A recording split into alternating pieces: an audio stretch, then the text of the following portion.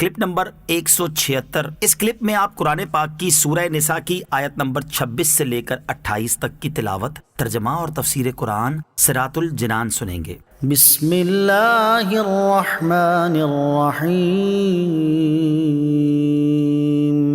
ترجمہ: اللہ کے نام سے شروع جو نہایت مہربان رحمت والا ہے۔ یرید اللہ لیبین لکم ویہدیکم سنن الذین من قبلکم ویتوب علیکم واللہ علیم حکیم۔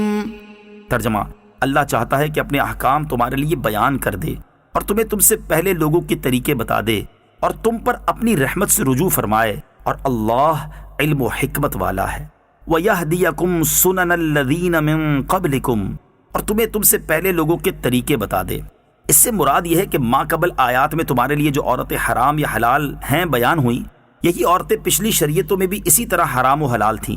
بعض مفسرین کے نزدیک اس سے مراد یہ ہے کہ تمہارے لیے جس کام میں بہتری ہے اللہ تعالیٰ وہ بیان کر دے، جیسا کہ پہلے لوگوں سے بیان کیا تھا۔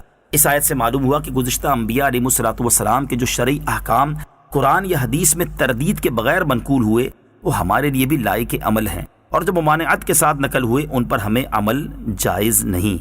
واللہ یرید ان یتوب علیکم ویرید الذین یتبعون الشہوات ان تمیلوا میلا عظیما۔ ترجمہ: اور اللہ تم پر اپنی رحمت سے رجوع فرمانا چاہتا ہے، اور جو لوگ اپنی خواہشات کی پیروی کر رہے ہیں وہ چاہتے ہیں کہ تم سیدھی راہ سے بہت دور ہو جاؤ۔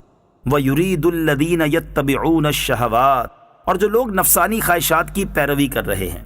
شان نزول: یہود و نصارہ اور مجوسی بھائی اور بہن کی بیٹیوں سے نکاح حلال سمجھتے تھے۔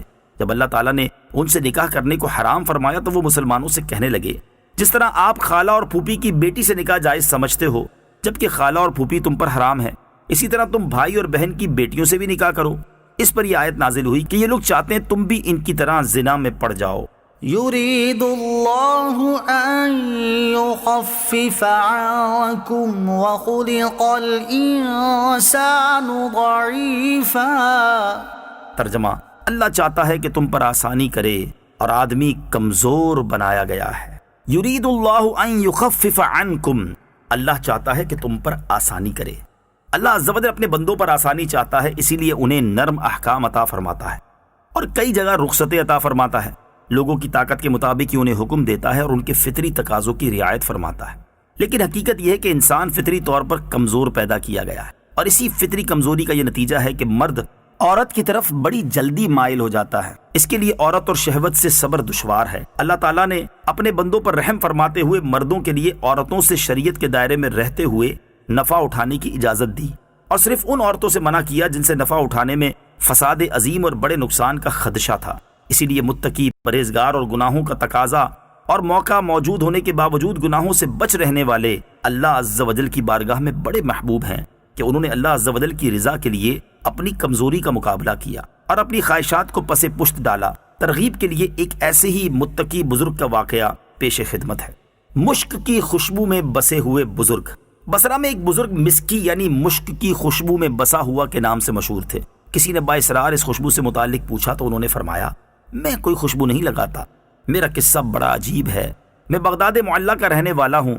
جوانی میں بہت حسین و جمیل تھا اور صاحب شرم و حیا بھی۔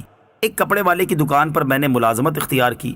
ایک روز ایک بڑھیا آئی اور اس نے کچھ قیمتی کپڑے نکلوائے اور دکاندار سے کہا، میں ان کپڑوں کو گھر لے جانا چاہتی ہوں، اس نوجوان کو میرے ساتھ بھیج دیں، جو کپڑے پسند آئیں گے وہ رکھ لیں گے، پھر ان کی قیمت اور بقیہ کپڑے اس نوجوان کے ہاتھ بھیج دیں گے۔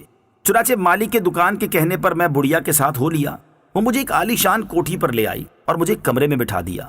کچھ دیر بعد ایک نوجوان عورت کمرے میں داخل ہوئی اور اس نے کمرے کا دروازہ بند کر دیا، پھر میرے قریب بیٹھ گئی۔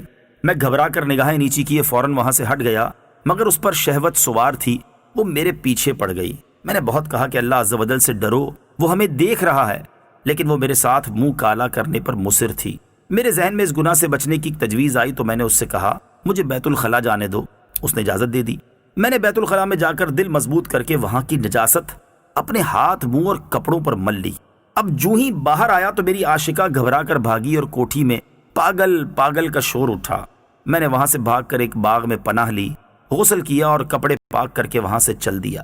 رات جب میں سویا تو خواب میں دیکھا کہ کوئی آیا ہے اور میرے چہرے اور لباس پر اپنا ہاتھ پھیر رہا ہے اور کہہ رہا ہے، مجھے جانتے ہو میں کون ہوں؟ سنو، میں جبرائیل علیہ السلام ہوں۔